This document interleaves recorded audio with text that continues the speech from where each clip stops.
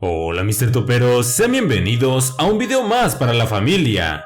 Quiero agradecerles por todo el apoyo que le dieron al canal, ya que somos más de 250,000 hermanos en esta comunidad anti-zombies, y espero que lleguemos a los 300,000 suscriptores.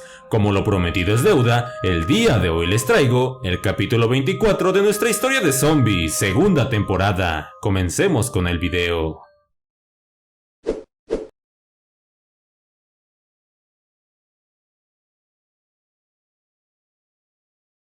A la mañana siguiente, Zacarías nos despertó diciéndonos que estábamos a 2 horas de quedarnos sin combustible y que ya estábamos sobrevolando el Pacífico mexicano. Al escuchar esto fui rápidamente a la cabina donde estaba Zacarías, me senté en el asiento del copiloto y pude notar que Zacarías estaba muy asustado. Así que le pregunté qué era lo que estaba ocurriendo, y dijo que nos quedaba poco combustible en el avión y que posiblemente haríamos un aterrizaje forzoso de emergencia en el estado de Jalisco, y que había una gran probabilidad de morir. Luego Zacarías dijo al cabo Saúl y a los niños que se abrocharan los cinturones pues habría turbulencia. Ya cuando Zacarías iba a descender la aeronave, un avión apareció en el radar. Era un avión muy rápido.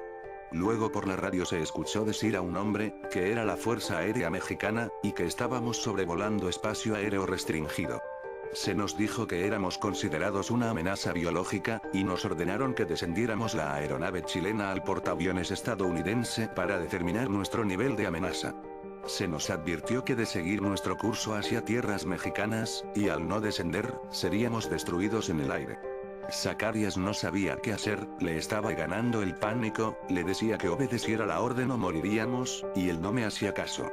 Su conciencia se nubló por el pánico, y bruscamente llevó la aeronave a una altitud mayor. Cuando de repente... Apocalipsis Zombie, capítulo 24. Supervivientes.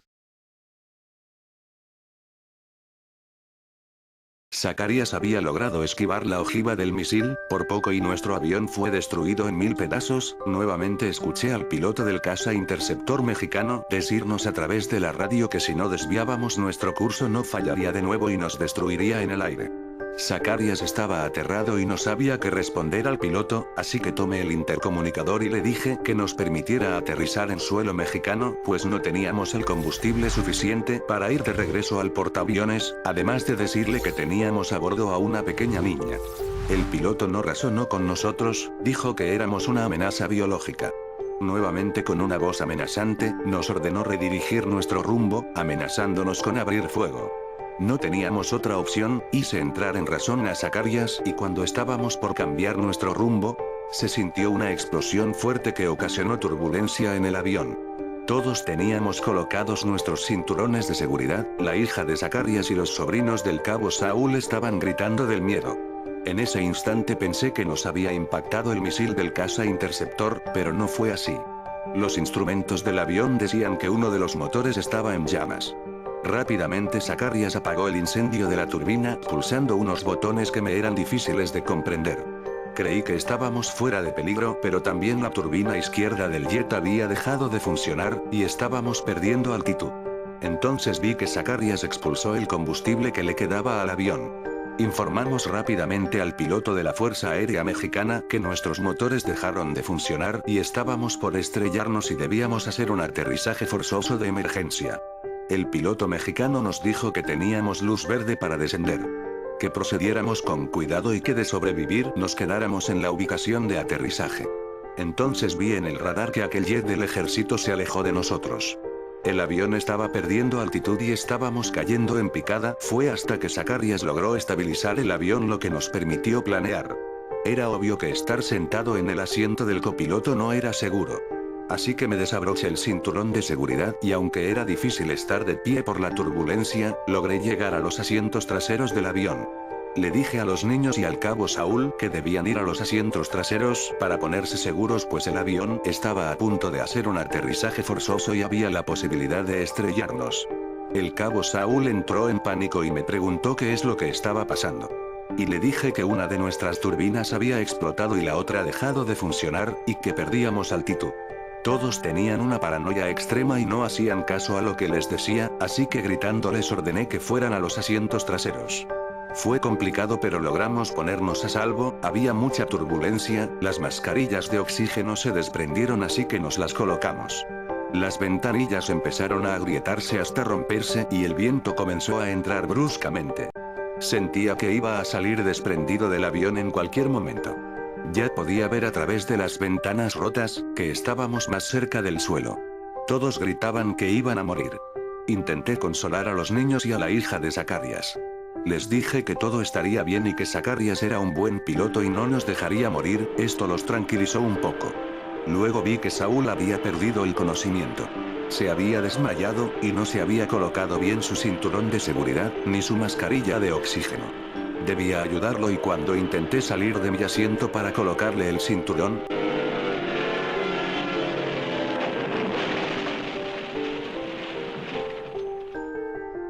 Amigo, despierta, tienes que despertar, ellos ya vienen, debemos escapar, despierta, no quiero dejarte aquí. no entendía qué estaba pasando, me dolía mi cuerpo, estaba aturdido y confundido. Me encontraba sentado en el destruido asiento del avión. Al parecer el jet estaba hecho pedazos, pues el humo, el fuego y los escombros se veían dispersos a mi alrededor.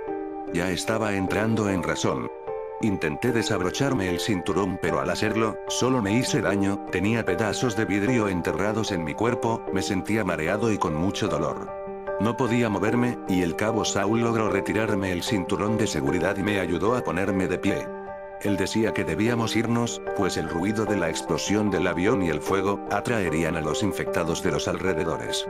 O peor, los militares que vendrían por nosotros a matarnos, por ser un riesgo biológico.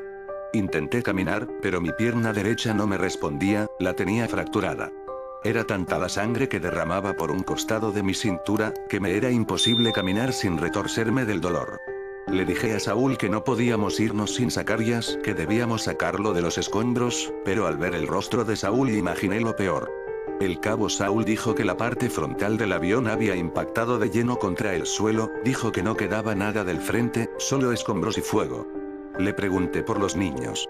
Saúl tenía los ojos desorbitados, como si la pregunta que le hice le causara sufrimiento. Le volví a preguntar entre sollozos de dolor por mis heridas, que dónde estaban los niños. Solo inclinó su cabeza y dijo que solo la hija de Zacarías había sobrevivido, pero que los niños no lo habían logrado. Sus sobrinos y la hija de Rosa, portadora de la inmunidad en su sangre, no estaban por ningún lado. Dijo que quizás habían salido disparados por los aires al momento de impactar, pues sus asientos no se encontraban en su lugar. Sentí un profundo dolor en mi corazón, eran solo niños, no merecían tener una muerte tan terrible. Era mi deber proteger a la hija de Rosa, y tampoco lo había logrado, me sentía como un inútil bueno para nada, pues toda persona que conozco se muere, yo no quería seguir caminando pues además de mis heridas, el dolor de la pérdida, ocasionaron en mí un sentimiento de impotencia, quería morirme. No merecía vivir, ¿quiénes somos los soldados si no somos capaces de defender a nuestros seres queridos? Ya no me quedaba nada por qué pelear, la cura se la había quedado aquel hombre en Chile. Y la hija de Rosa que fue vacunada con ella ya estaba muerta. Ni siquiera sabía dónde estaba su cuerpo para despedirme de ella. Le dije a Saúl que se fuera, y salvara a la hija de Zacarías, que yo solo sería una carga, y no llegaría tan lejos. Dije que prefería morir por mis heridas, que por un infectado que se nos cruce en el camino. Saúl se negó y dijo que habíamos llegado muy lejos para rendirnos. Así que me sujetó y por la fuerza me ayudó a ponerme de pie, y empecé a caminar. Ahora la hija de Zacarías también me estaba ayudando a caminar. No me daba cuenta de cuánto estábamos avanzando, pero ya no veía los escombros del avión. Supongo que estábamos más lejos del impacto. Así que seguimos caminando. Yo dejaba mucha sangre tirada a nuestro paso. Ya estaba bastante mareado como si fuera a morir de pie, y mis piernas dejaron repentinamente de responderme. Estaba cansado, quería cerrar mis ojos, tenía mucho frío y dolor. Yacía tirado en el suelo sin poder levantarme, solo sentía la tierra y la sangre escurriendo por mi cara. La hija de Zacarías dijo que no lo lograría, que por piedad acabara con mi sufrimiento.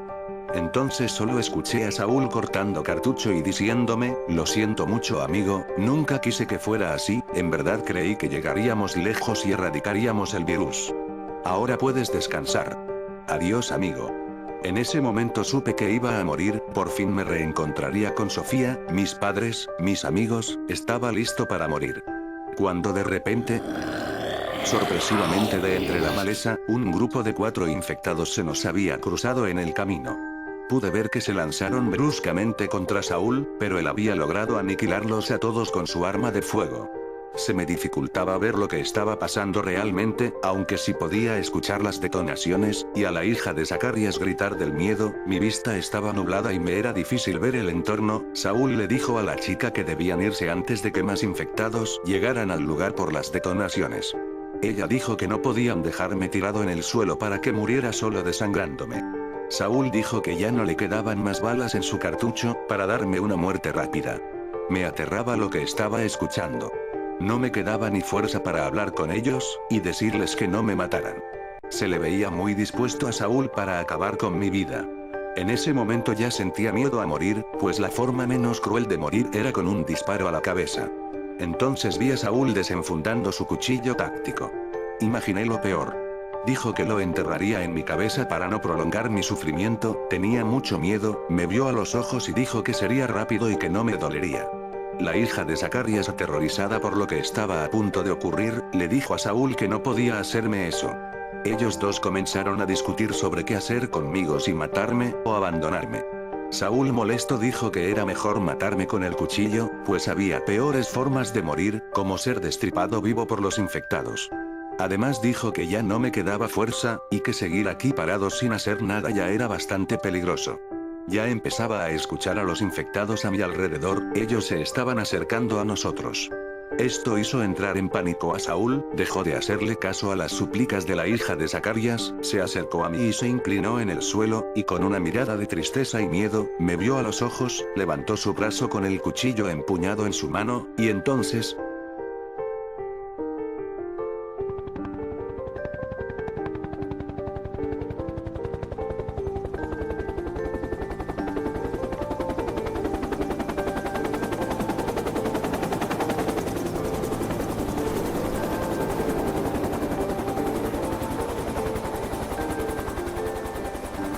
Un helicóptero se estaba acercando a nosotros desde las lejanías.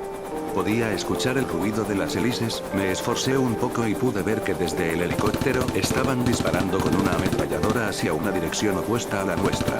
Al parecer estaban eliminando a los infectados. Intenté levantarme un poco del suelo para ver bien lo que estaba ocurriendo, entonces el fuerte viento de las hélices azotaron la superficie, y el helicóptero aterrizó, y del descendieron soldados mexicanos, todos con armas de alto calibre, nos gritaban que no nos moviéramos, le estaban apuntando a Omar y a la hija de Zacarías. Los estaban sometiendo con sus fusiles. Con las fuerzas que me quedaban grité a esos militares, que los dejaran en paz, que no éramos un riesgo y no estábamos infectados. Pero entonces logré captar la atención de uno de los militares, y ese uniformado, al verme todo malherido, gritó que yo había sido mordido, y todos los militares me apuntaron con sus armas, iban a matarme, pero Saúl les dijo que estaba herido y necesitaba ayuda, que estaba lacerado por pedazos de vidrio y no por una mordedura. Ellos no razonaban con nosotros. Al verme en mi situación, uno de los militares, al parecer un médico, se me acercó y ordenó a los demás soldados que me levantaran de pie, y cuando lo estaban haciendo, sentí un fuerte dolor en mi abdomen que me hizo perder el conocimiento. ¿Pero qué lugar es este, en donde estoy? ¿Qué hicieron conmigo? Tranquilo, ya estás a salvo, estamos en un cuartel militar mexicano, no tienes de qué preocuparte. Aunque Saúl me decía que ya estábamos a salvo, me era difícil entender lo que estaba ocurriendo. Tenía un fuerte dolor en mi abdomen y en la espalda, pues al intentar levantarme de la cama donde yacía postrado, pude ver que tenía vendajes con sangre en algunas partes de mi cuerpo. Estaba conmocionado por lo que estaba viendo. A pesar de que me sentía muy débil y con dolor, intenté ponerme de pie, y al hacerlo, me lastimé un poco y Saúl evitó que siguiera levantándome de mi camilla, dijo que debía recuperarme. Yo quería saber qué era lo que estaba ocurriendo, pero nadie me daba una respuesta. Saúl dijo que no podía darme información, que lo tenía prohibido. Saúl curiosamente estaba vestido de militar, con un uniforme limpio. Yo le pregunté que por qué estaba vestido como soldado, él dijo que debido a su experiencia en el campo, se había enlistado en el ejército mexicano, pues no podía quedarse escondido sin hacer nada. Dijo que faltaban hombres para la guerra, y que en unos días lo enviarían a la frontera con Guatemala a evacuar un pueblo que aún tenía supervivientes. Era tanta mi insistencia de que me contara qué estaba sucediendo que él accedió a decírmelo todo, cuando de repente entró a la habitación donde estábamos una militar, que le pidió a Saúl salir del lugar. Entonces con un rostro de preocupación se despidió de mí y salió del lugar. Hola, buenas tardes. Mi nombre es Fernanda Estrada, y soy la médico encargada del Hospital Militar de la zona. Estoy aquí para darle informes acerca de su estado de salud y sobre su estadía en este lugar, además de interrogarlo. Según la base de datos, usted es un sargento segundo del Ejército Mexicano División Naciones Unidas. Nuestro centro de inteligencia nos informa que usted fue enviado hace meses a una misión de reconocimiento y evacuación de la que no volvió, en Santiago de Chile. Oficialmente usted murió en activo y está dado de baja. Ahora, si no es tan hostil de mi parte, ¿puede ser tan amable de decirme cómo carajos fue el único superviviente de la misión, y en dónde se encuentran los demás elementos y civiles que se supone usted debió traer con vida a la base de resistencia de la ONU en la Samoa Americana? Pues veamos por dónde comienzo, es una larga historia. He pasado un verdadero infierno, y he perdido a compañeros y amigos. Siendo franco, no tengo palabras para describir todos los horrores que he visto con mis ojos: saqueadores asesinando a diestra y siniestra, destripadores y carroñeros, criaturas del infierno cazando a todo lo vivo, militares esclavizando a gente. En ese país, no hay nada más que sangre y muerte. Lo tengo borroso, pero recuerdo que mi escuadrón y yo estábamos evacuando a los civiles en los helicópteros de transporte, para llevarlos a la flota naval americana que nos esperaba. Todo parecía estar en orden, pero fuimos sorprendidos por una horda de infectados. Pero no eran cualquier tipo de infectados. Estos eran más veloces y fuertes de lo común, eran demasiados, no alcanzaron los hombres y las balas para detenerlos, los helicópteros no pudieron despegar, y luego ocurrió lo peor. Una masacre. Tenía que sobrevivir. Un pequeño grupo de militares me siguieron y logramos escapar de la zona. Creímos que estábamos a salvo, pero lo peor estaba por ocurrir. Fuimos atacados, muchos fueron abatidos y murieron en la zona. Yo logré salir con vida. Sabíamos que de fallar la misión o de lograr evacuar la zona, Chile sería bombardeado por ojivas nucleares para acabar con la infección que se estaba esparciendo con rapidez por la zona. También se decía que harían una segunda evacuación de rescate, pero la ayuda nunca llegó, ni los misiles nucleares por suerte. Jamás pude hacer contacto con la flota naval estadounidense. Me fue imposible. Lo demás es historia. Hice lo necesario para seguir con vida, perdimos a mucha gente. Es todo lo que tengo que decir. Estoy vivo de milagro. Lo último que recuerdo es el impacto del avión en el que viajábamos. ¿Puede decirme qué está ocurriendo? No entiendo nada. Solo puedo decirle que usted y sus compañeros fueron rescatados por elementos del ejército, a medio kilómetro lejos del impacto del avión. Si no les hubiéramos encontrado, usted habría muerto por sus heridas y sus compañeros habrían sido destripados por los infectados. Según mi informe, los soldados al momento de descender a la zona, erradicaron a una horda de infectados que se dirigían hacia ustedes. Algo que debe saber es que usted fue intervenido en un quirófano, y le fueron retirados del cuerpo 4 grandes trozos de cristal que estaban perforando su intestino y parte del estómago. Por poco y muere en la cirugía ya que perdió demasiada sangre. La base de la ONU en la Samoa Americana, de la cual partió a su misión, ya no existe más. Ese lugar, además de funcionar como una base militar de la ONU y de las Fuerzas Armadas de los Estados Unidos, también servía como centro de control de enfermedades, pues se experimentaba una vacuna y se llevaban especímenes de infectados para analizarlos. Finalmente el virus se salió de control e infectó a una gran parte de la población de la isla. Ahora es una zona altamente peligrosa. Perdimos contacto con la Samoa Americana. Todos deben estar muertos. El poco personal militar en activo de esa zona murió luego de intentar erradicar la amenaza biológica. Es lo único que puedo decirle de momento. Usted es el militar con más información acerca de la situación en Chile. Cuando se haya recuperado podrá hablar con el comandante de la zona y se le informará sobre la situación que está devastando a la nación y al continente. Tenga buena tarde. Yo le dije a la militar que no se fuera, que aún tenía cosas que preguntarle, que necesitaba ahora mismo hablar con el encargado de este lugar, pues tenía información de alto valor, y cuando intenté nuevamente ponerme de pie, la médico militar ordenó a unos enfermeros que me sedaran, me sujetaron, me amarraron a la camilla y con una jeringa, me inyectaron un líquido que hizo que me sintiera mareado y sin energías. Fue entonces que sentí mucho sueño y perdí el conocimiento. Había pasado un largo tiempo recuperándome, ya podía caminar sin dificultades, pues mis heridas habían sanado, aún no me daban de alta pues los médicos decían que aún debía ejercitar mis músculos durante más tiempo para estar como nuevo, cada que yo negaba o no obedecía una orden médica me sedaban y me obligaban a guardar reposo, fue tanto tiempo que llevo postrado en una camilla intentando regresar a la normalidad que perdí mucho peso y seguramente no sería capaz de sobrevivir solo. Pues si apenas podía caminar, correr de un infectado o enfrentarlo me sería imposible. En el hospital conocía mucha gente, por lo general llegaban soldados heridos que regresaban de misiones, muchos de ellos heridos por tiroteos, en las peligrosas ciudades a las que eran enviados para evacuar a los civiles. Logré entablar conversación con algunos de esos soldados que llegaban al hospital, algunos me contaron que muchas ciudades del país ya eran zonas sin vida, solo infectados merodeando y cazando a los pocos supervivientes que aún sobreviven. Y que algunas otras ciudades en las que el virus no había llegado todavía, el caos y la anarquía era lo único que imperaba en ellas. Por los rumores escuchados, ya sabía que México también sucumbiría ante la pandemia zombie, era cuestión de tiempo. Escuché hablar de rumores que decían que el estado de Alaska, y que algunas provincias del norte de Canadá, eran lugares libres de infección, se rumoreaba que la mayor parte del ejército americano se encontraba resguardando esas zonas. Todos querían ir ahí, claro que solo eran rumores, que daban esperanzas de un lugar más seguro para vivir. Es curioso que al hospital no llegaran soldados y civiles mordidos por algún infectado, al menos nunca logré ver a uno donde yo estaba. Era tanta mi curiosidad que le pregunté a uno de los médicos que me curaban las heridas, que a dónde iban las personas mordidas por los infectados.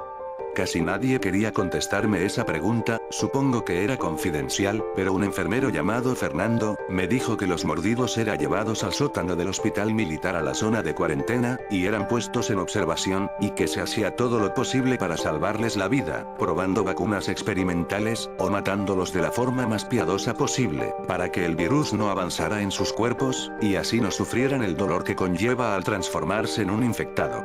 Ya estaba desesperado, quería salir de ese lugar. Ver a tantos heridos y gente enferma me hacían entrar en depresión.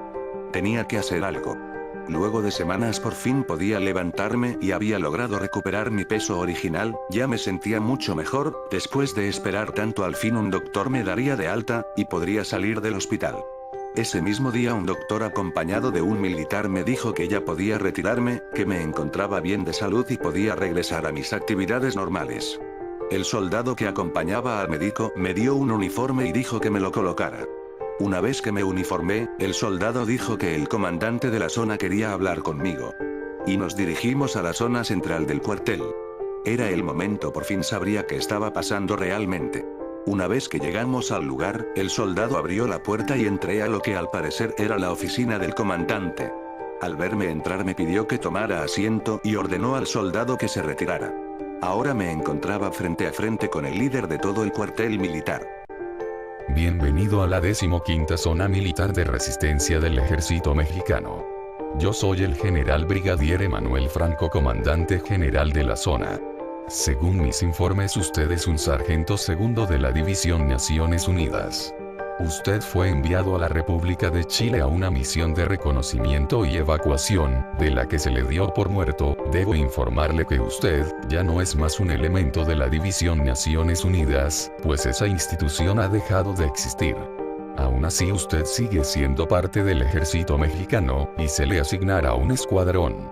Nuevos jóvenes están siendo reclutados sin experiencia en combate, confío en que usted será el indicado para dirigirles.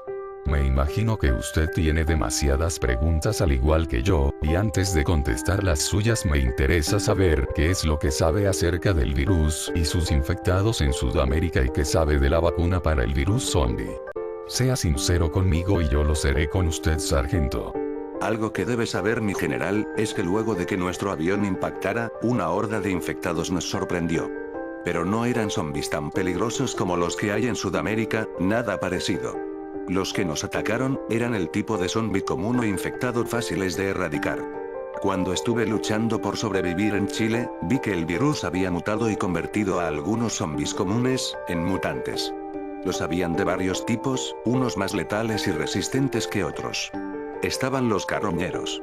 Enfrentarlos es complicado, pues son más rápidos que el infectado promedio, son resistentes a las detonaciones de arma, estas criaturas son extremadamente fuertes, podrían arrancarte un brazo si se lo disponen. Pude notar que este tipo de infectado puede escalar, y eso es lo más preocupante, no hay muro capaz de detenerlos cuando te han detectado, ellos cazan en grupo y lo hacen de noche, pues el calor y el olor a sangre fresca los atrae bastante. Muchos compañeros murieron sin poder hacer casi nada para defenderse. Tienen un aspecto jorobado y con huesos salidos que usan para lacerar a sus víctimas. Pero los carroñeros no son los más peligrosos. Están los destripadores. Extremadamente rápidos, fuertes y con una agilidad acelerada para escalar obstáculos. Les atrae bastante el sonido, el olor a sangre fresca, la cual pueden detectar a más de 1 kilómetro, y pueden ver a sus presas con facilidad. Su visión es perfecta, inclusive de noche, que es cuando cazan con más agresividad. Enfrentarlos es imposible, a menos que se disponga de material explosivo, porque las detonaciones de arma no logran erradicarlos. Ni siquiera dispararles a la cabeza los erradica. Tendrías que destruir su cráneo en su totalidad o cortarlo con un machete, para que dejen de perseguirte. Los destripadores son medianamente inteligentes. También están los zombies inteligentes. Sé que los infectados son criaturas desenfrenadas que actúan por instinto, suena imposible que sean inteligentes como un humano, pero pude ver en más de una ocasión a zombies sonreír antes de intentar matarme, algunos balbuceaban intentando hablar. Lo peor de estas criaturas es que debido a su inteligencia, son capaces de tender trampas y cazar humanos entre las penumbras, se les puede matar con más de un disparo en cualquier parte del cuerpo, al parecer están vivos. Hace algún tiempo fui un prisionero de una base militar chilena, cuando esta fue derrocada y recuperé mi libertad, en el laboratorio donde experimentaban con gente para encontrar la cura, pude leer informes que decían que los infectados que presentaban señales de inteligencia, estaban vivos pero con un estado de degradación latente en sus cuerpos. Estos infectados no fallecieron por el virus, debido a que sus cuerpos tenían una inmunidad parcial, que impedía que el virus zombie les matase, permitiendo la actividad cerebral y cardíaca en sus cuerpos.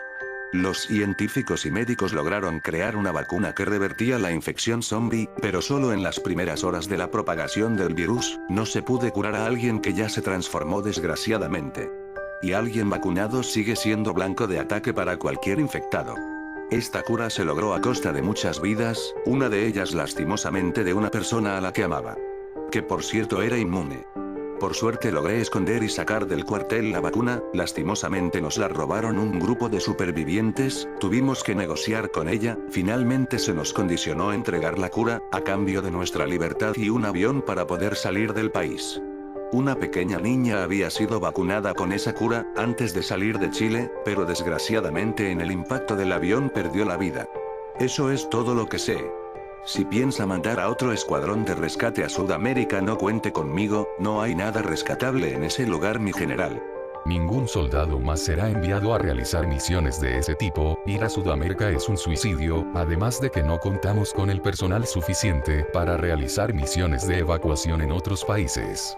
La razón de que te esté interrogando es porque necesitaba corroborar y comparar la información que dio su amigo el cabo Saúl. Le agradezco su sinceridad, pues lo mismo que usted, sargento, me contó, fue similar a lo que me dijo el cabo Saúl, que por cierto podrá verlo en cuanto terminemos de hablar. Él ahora se encuentra entrenando a un escuadrón de jóvenes, ya que tanto él como usted son los elementos militares más capacitados en supervivencia en el exterior.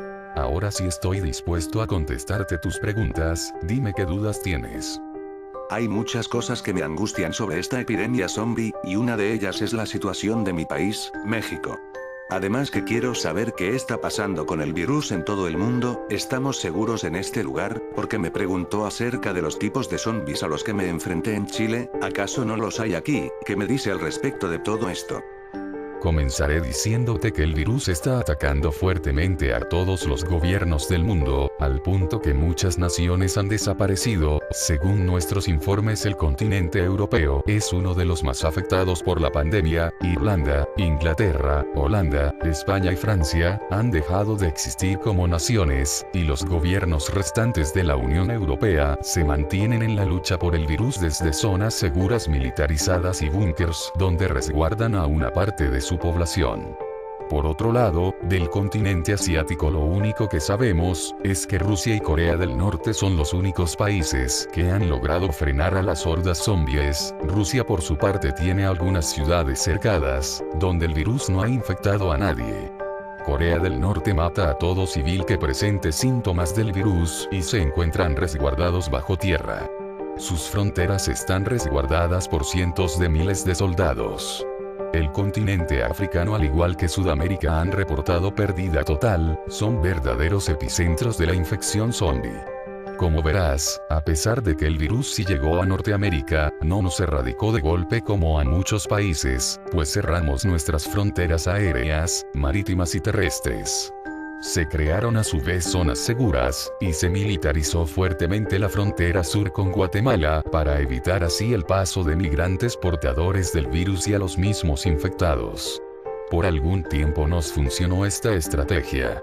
Pero no fue por mucho tiempo, nuestras fuerzas militares poco a poco se fueron viendo superadas por las agresivas hordas de infectados provenientes de Sudamérica, que llegaban a través de Guatemala, y el virus zombie empezó a propagarse por el país.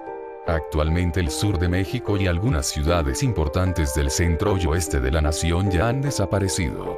Tales como Guadalajara, Puebla, Ciudad de México y sus alrededores, las que quedan aún en pie, están sumidas en el caos y la desesperación. El crimen organizado inclusive se ha fortalecido y ha tomado pequeñas regiones del país en las que ahora gobiernan. Nuestras fuerzas militares, de ser de más de 220,000 soldados en tierra, ahora solo quedan unas 35,000 que se encuentran resguardando algunas ciudades importantes y regiones del norte de la nación. Esta base militar es una de las pocas que quedan operacionales en esta región del país. Si te pregunté acerca de los infectados mutantes por así decirle, era para saber qué tan peligrosos serán, pues en muy poco tiempo, cuestión de semanas, una horda masiva de infectados, provenientes de Sudamérica irrumpirán en el país. Se movilizan con rapidez, y estoy seguro que de entre esa horda, habrán carroñeros y destripadores. En realidad estoy muy preocupado porque lo que se viene será algo a lo que no podremos enfrentarnos. La horda de infectados que están migrando hacia nuestro país es de más de 2 millones, es colosal e imparable. Y tenemos muy poco tiempo para hacer algo al respecto. La base será evacuada en unos días y trasladaremos a los 1.200 efectivos militares a la ciudad de Monterrey junto con los supervivientes que rescatamos.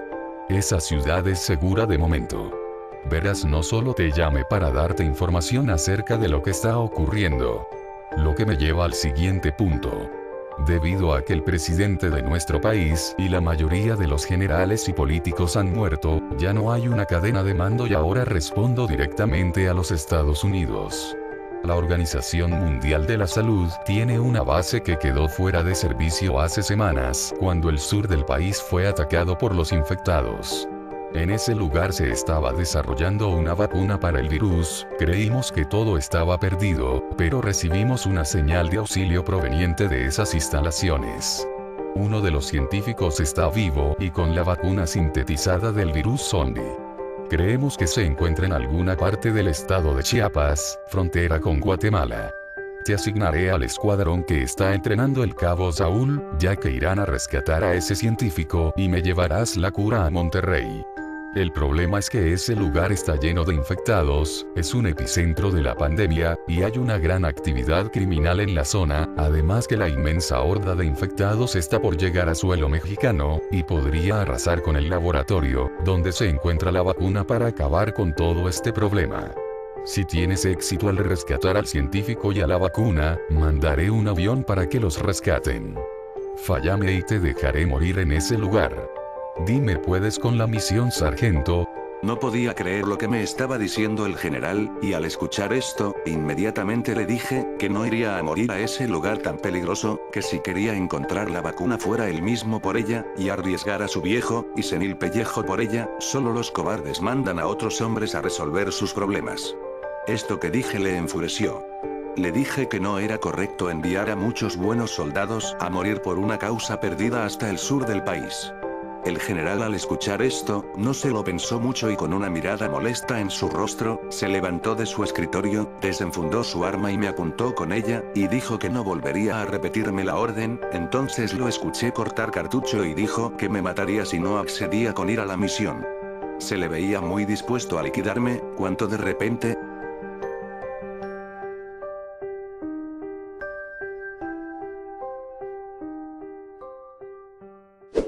Y bueno, Mr. Toperos, este ha sido el capítulo 24 de nuestra historia de zombies. Espero les haya agradado y de ser así, no olviden dejar su apocalíptico like en el video, además de compartir este canal con sus amigos y así cada vez más gente se nos unan a esta comunidad. Nuestra meta ahora es de 300,000 suscriptores, sé que podemos llegar a esta cifra, estamos muy cerca. Y bueno, Mr. Toperos, como es de costumbre en esta familia, mandaré los 25 saludos sorteados que me pidieron en la caja de comentarios y patrocinaré a los 3 primeros canales en comentar nuestro anterior video. Nos vemos a la próxima con un capítulo más de esta serie. Adiós, Mr. Toperos.